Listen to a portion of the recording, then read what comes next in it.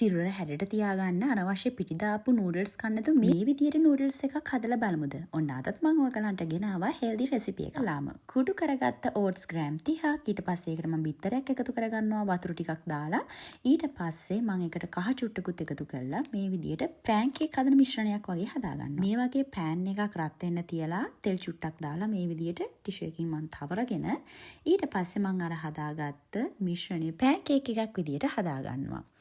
ඊට පස්සේ මේ විදියට රෝල් කරලා හීනියට තීරු කපා ගන්න ඕනේ මේ විදියට.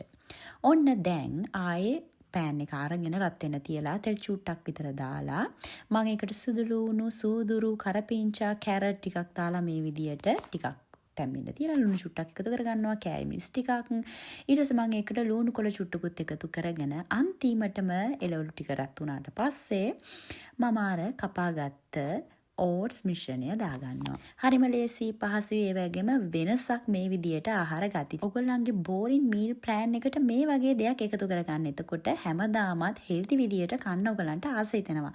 තවත් වැදගත් වෙන රසවත් රෙසිපීස් අරගෙන එන්නම්. ඔයගොල්ලෝ හැමෝටම ගොඩක් ස්තුතියි. බයි.